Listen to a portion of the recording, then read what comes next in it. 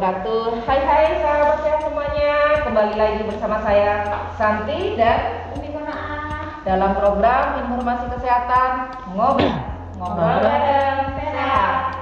Salam ngobrol sehat dimulai dari gue untuk lo dan kita semua. Begini Mas.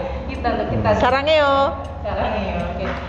Sahabat sehat semuanya, kita kali ini keluar dari gedung puskesmas ya. Kita kali ini ada di salah satu wisma untuk isolasi mandiri pasien konfirmasi positif, yaitu di Wisma Alvaro.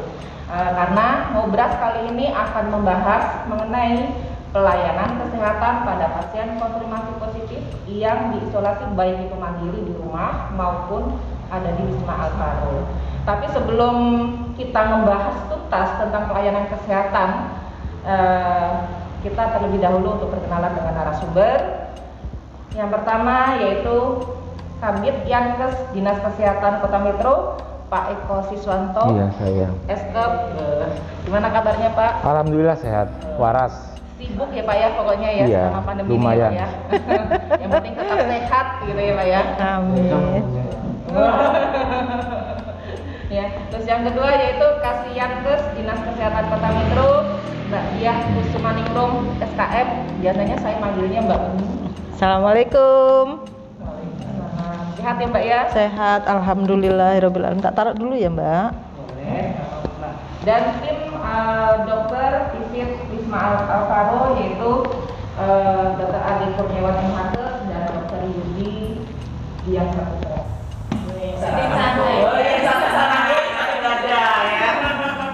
Ini adalah perpaduan yang cocok banget ini antara Dr. Yudi sama Dr. Ade ini ya. Pokoknya cocok dalam segala hal ya.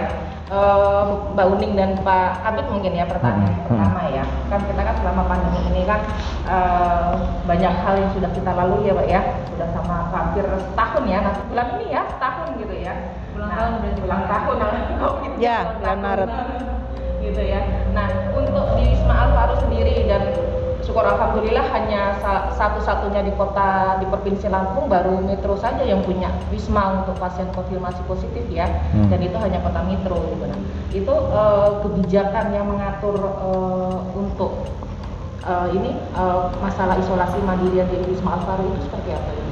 Ya, kalau hadirnya Alvaro di tengah-tengah masyarakat ini sebenarnya hasil dari MOU BPPD.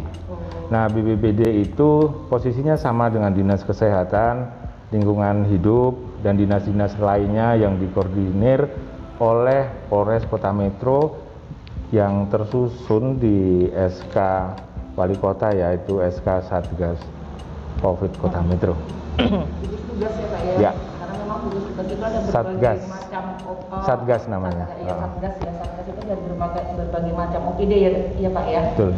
Baik dari Polres, dari dan Ramil, itu kita semua memang bersatu Iya, ya. kalau penanganan ada di koordinasi Polres. Iya. Di bawah naungannya di Polres. Iya, iya. Tapi kalau untuk dari Wisma Alvaro-nya sendiri gitu Pak, itu kan apakah MOU-nya dari Pemda atau Pemda. dari BPPD-nya? BPPD kan pemerintah daerah juga, iya. Oh gitu. Iya. Seperti itu ya Pak ya. Pasien pertama itu pasien 03 yang menempati Alvaro itu bulan April. April 2020 ya Pak ya. Itu pasien pertama kali menempati Alvaro langsung. Jadi MOU itu ya sekitar bulan April. Ya. Berarti 01 dan 02 belum ya Bu ya? Belum, 01, 02 ada di Rumah Sakit Ahmad Yani. Oke, pertanyaan selanjutnya nih ya Pak ya, masih seputaran tentang melanjut dari kebijakan tadi. Kan ini kan otomatis kan tidak menutup kemungkinan untuk dinas kesehatan kan ikut berperan ya. Jadi peranan dinas kesehatan itu sendiri pada pasien konfirmasi positif itu seperti apa di Wisma Alvaro? Ya, seperti pada umumnya penata laksanaan COVID itu kan ada testing, tracing, treatment, ini bagian dari treatment. Ketika bicara treatment itu ada di ruang isolasi dan ada di ruang isolasi seperti Alvaro ini. Jadi Dinas Kesehatan pasti fokus ke sini menyiapkan, walaupun disiapkannya juga belum di backup penuh. Sorry ya, ini maaf betul ya, kita harus mengkritik untuk sifatnya konstruktif kan tidak apa-apa. Jadi memang sarana prasarana terutama alat kesehatan di sini juga masih minim. Kenapa? Karena memang itu sebenarnya dibutuhkan dan sudah diusulkan juga. Kenapa? Karena yang di sini ini kan benar-benar sakit COVID dan kadang juga ketemu yang masih semi darurat. Bener nggak Pak Ade? Iya, seperti itu. Oh gitu. Jadi memang peranan dinas kesehatan itu sangat penting sekali di sini, apalagi terutama untuk pelayanan kesehatan. Penting tapi nggak boleh sombong, biasa aja.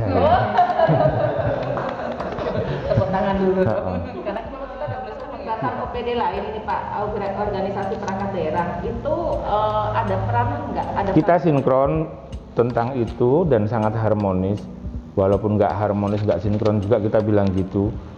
Karena kita nggak boleh juga ngoreksi kerjaan OPD lain gitu kan. Gitu. Tapi segala masalah itu sebenarnya Mbak Ning ini kan kalau di kantor aja kasih saya ya, tapi kalau di luar kantor adalah Mbak Yu gitu loh.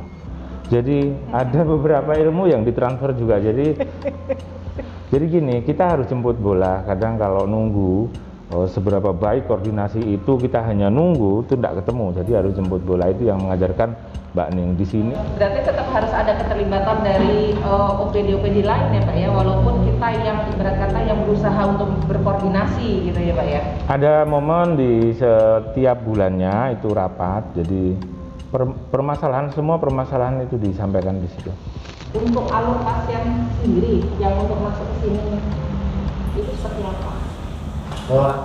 Pasien yang masuk di Alvaro itu intinya adalah pasien yang sebenarnya pasien yang stabil. Artinya begini, pasien yang terkonfirmasi positif corona tanpa gejala atau pasien yang terkonfirmasi positif corona dengan gejala setelah selesai mendapatkan terapi dari rumah sakit dan kondisinya itu pasiennya stabil, baru nanti dibawa sini.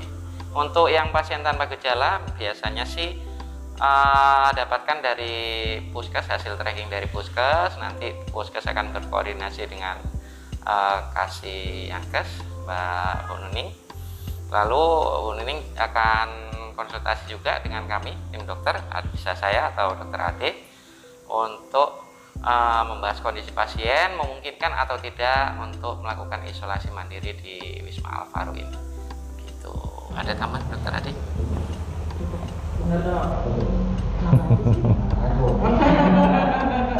Jadi tetap kalau itu koordinasi dulu dari Tetap. puskesmas atau dari rumah sakit ke dinas kesehatan ya Mbak ya? Tetap. Jadi ya kan kita tahu semua bahwa pasien-pasien yang sudah terkonfirmasi positif COVID itu kalau menurut pedoman kan bisa saja yang dia tanpa gejala dia diisolasi mandiri di rumah. Tapi kan kita harus paham ya bahwa masyarakat sekarang masih banyak stigma negatif terhadap pasien COVID. Jadi banyak yang menolak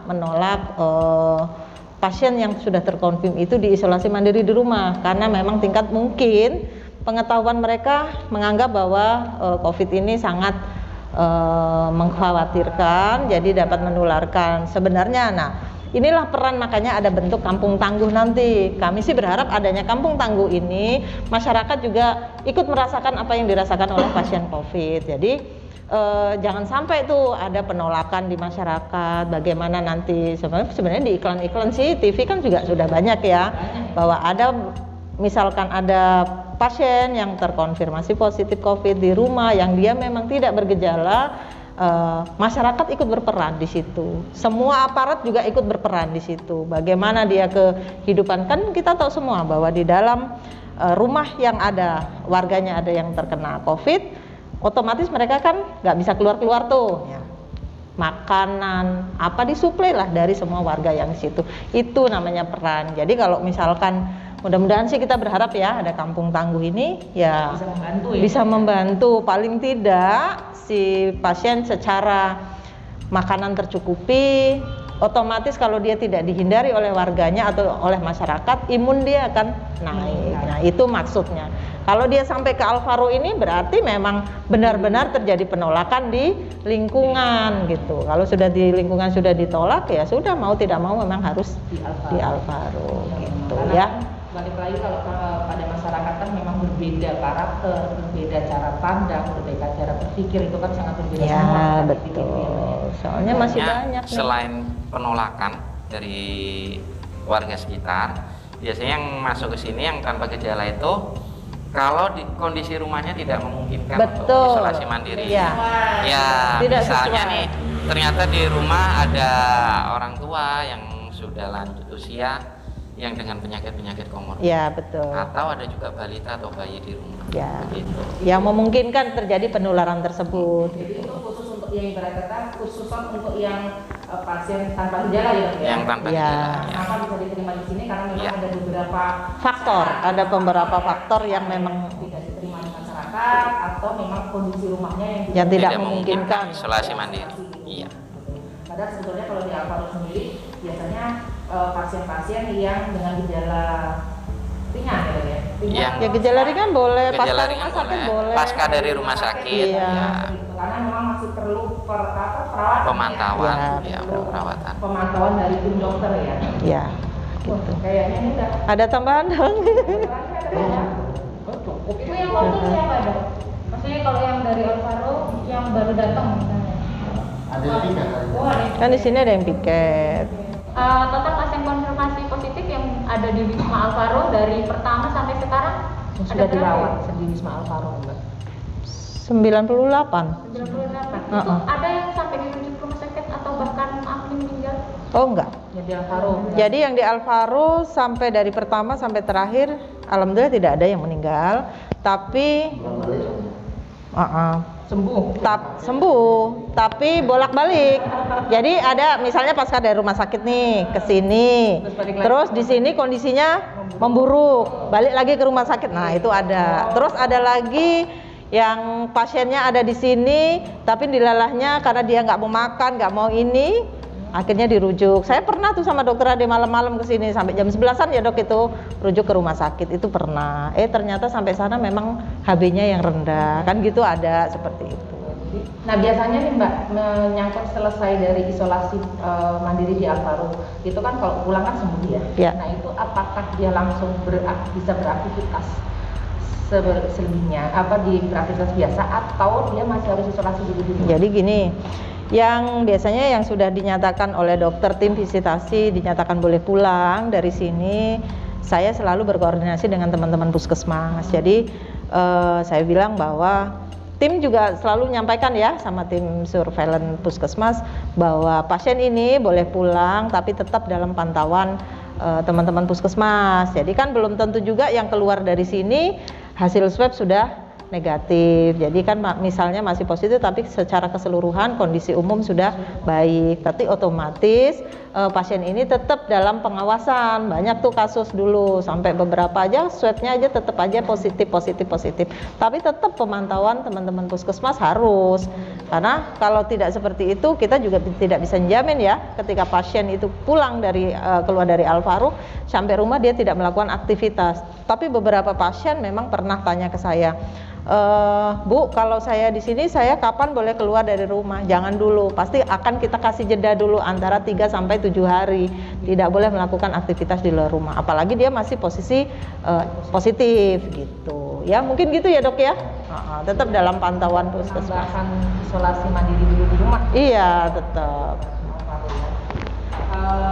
Terus untuk standar pelayanan sendiri ini Mbak Uning ya, nanti mungkin disambung dengan dokter ya, standar pelayanan kesehatan yang dilakukan di Alvaro itu seperti apa standarnya? Jadi gini,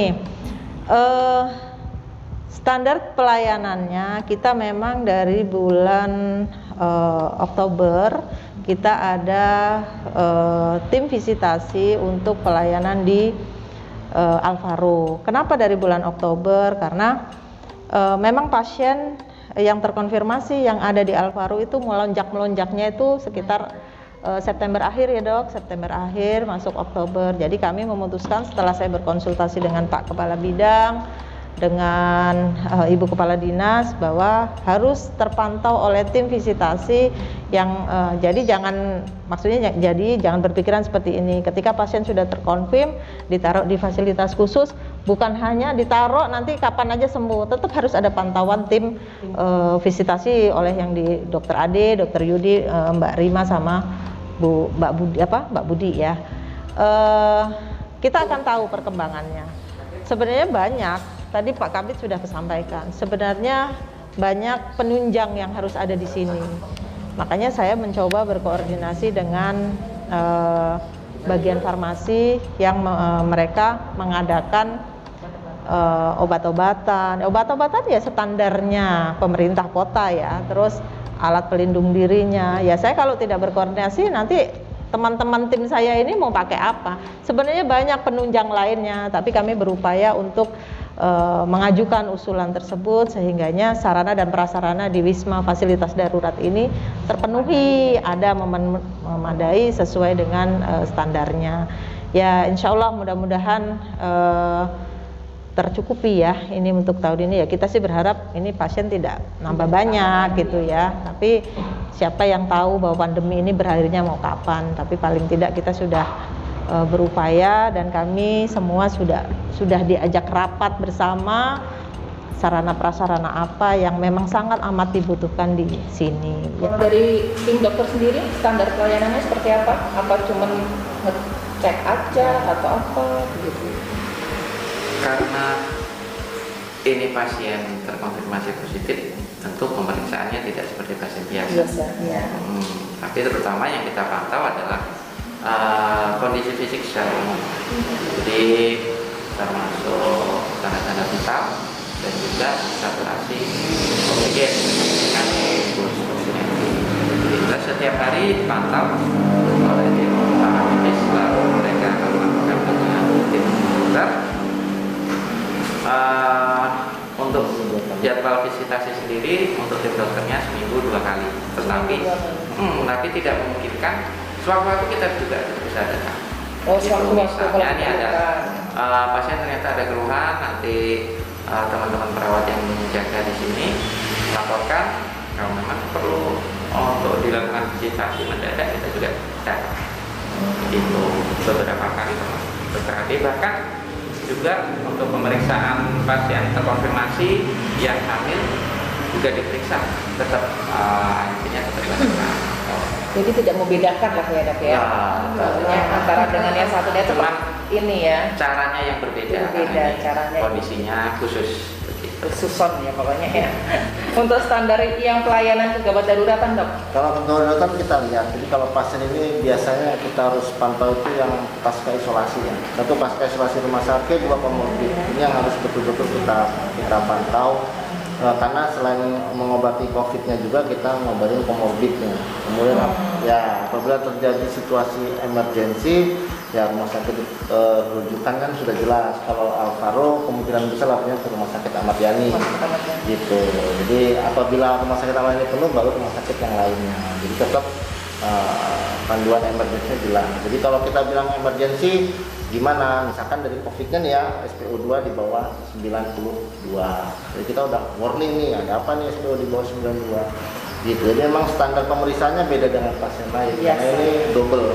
Jadi apalagi kalau ada komorbid nih, ada COVID gitu. Kadang banyak sesak tiba-tiba, kalau kita ketemu sesak, nah itu udah emergensi juga tuh. Sesak gitu. Udah langsung ini ya dok. Apalagi sesak punya hipertensi, entah dari jantungnya, entah dari paru-parunya, juga kan gitu. Untuk tim visitnya sendiri dok, kan tadi seminggu kan 2 kali ya dok ya. Itu rutin atau kadang Senin atau kadang Selasa atau memang rutin Senin Kamis atau gimana? Rutin kita Senin Kamis kalau visitasi dokternya ya, dibantu sama 2 perawat. Kalau follow up-nya tiap pagi. Jadi ada perawat jaga itu follow up tiap pagi. Jadi tetap pasien terfollow up dan follow up itu nanti disampaikan. Disampaikan, tetap dikonsultasikan ya. Tapi kalau pemeriksaan visitnya memang seminggu 2 kali, tapi follow up itu tetap setiap hari. Ini mau tanya ke Bapak ya Pak. Oh iya. Kaget. Gimana? Di gambaran penata laksanaan pasien konfirmasi positif di Kota Metro, Pak. Oh gini, belum masuk ke Metro aja kita udah ketakutan waktu itu karena ada yang nakut-nakutin. Jadi kita ini sebenarnya kalau di-compare dengan daerah lain, kita itu yang paling siap. Saya berani katakan ini karena ketika bicara pola-pola penata laksanaan COVID, kita udah leading duluan, ngatur alur, baik itu di primer ataupun di rujukan. Kita buat SOP banyak hampir di setiap pelayanan kesehatan, ya seperti itu yang kami siapkan. Ya kami bersyukur di awal-awal COVID itu kami dibimbing untuk membuat itu sehingganya benar-benar siap. Walaupun sampai dengan hadirnya COVID di Kota Metro sampai dengan sekarang itu ya SOP itu kan dibuatnya berangkatnya itu dari akar rumput permasalahan ya. Seperti yang ada di Mardiwaluyo kemarin itu seperti apa, itu akhirnya dibuat lagi SOP, terus dibuat lagi inovasi untuk penata laksanaan COVID. Jadi kalau untuk di primer, di puskesmas, di klinik itu sudah baik, termasuk ke limbahnya. Kalau di rujukan itu juga ya sudah tersusun rapi. Permasalahannya klasik ketika ada yang meninggal atau ada yang dari luar daerah, itu aja. Jadi luar daerah itu tahu-tahu nyampe ke Kota Metro, karena kita juga nggak boleh nolak pasien. Terus yang meninggal ketika ada penolakan. Tapi pada umumnya Metro itu masyarakatnya well educated ya. Jadi ketika bicara itu ya kita harus bersyukur karena Metro nggak ada permasalahan yang serius. Tapi walaupun seperti itu tetap ketika kita bekerja memakai data dan strategi. Seperti yang ada di Mardiwaluyo itu sedang dikembangkan inovasi di situ lewat alur yang jelas. Jadi ada pemisahan sehingganya pasien yang dicurigai COVID-19 itu masuk ke gray area. Nah terus ada yang pasien benar-benar tidak terkonfirmasi atau benar-benar clean, bersih, terus pasien yang terkonfirmasi. Jadi seperti itu. Nanti ada waktu yang sudah disiapkan ketika itu sudah jadi inovasi yang mendekati utuh. Kita juga harus mendorong rumah sakit lainnya untuk berbuat seperti itu. Nah, kalau bicara COVID di Lampung klasik karena 4 hari nunggu laborat, artinya di laboratoris itu masih bermasalah. Kebetulan kemarin juga sudah ada mobile lab drive-thru. Jadi di situ pemeriksaan laboratorium PCR itu bisa cepat. Nah, rumah sakit yang mampu mengampuh itu Mardiwaluyo. Mungkin nggak akan ada habisnya nih kalau kita membahas tentang pelayanan kesehatan, karena pasti yang namanya masyarakat menginginkan pelayanan itu yang perfect atau sempurna ya Dok ya. Inginnya sih sempurna, semuanya tuh terlayani dengan baik segala macam seperti itu, tapi tetap kita sebagai manusia masih punya kekurangan, kita juga masih perlu perbaikan dan segala macam. Nah, untuk terakhir kita closing statement dari narasumber, mungkin lebih dari Pak Kabid dulu, nanti dilanjut dengan Bu dan Dr. Yudi lagi. Jadi banyak sekali yang sudah kita kerjakan. Di situ pastinya penuh keikhlasan. Apapun pentingnya pekerjaan yang sudah kita kerjakan kemarin, kali ini di kesempatan yang baik ini saya mau mengapresiasi untuk tim Alvaro, yaitu ada Dr. Ade, Dr. Yudi, Mbak Rima, dan Mbak Budi. Mau mengucapkan terima kasih karena beliau-beliau ini adalah contoh orang yang terpanggil. Kenapa? Karena tanpa diminta itu datang. Saya mau tanya sekarang, ada nggak? Kalau ada di Indonesia silahkan komen di bawah, gitu kira-kira kan? Ya.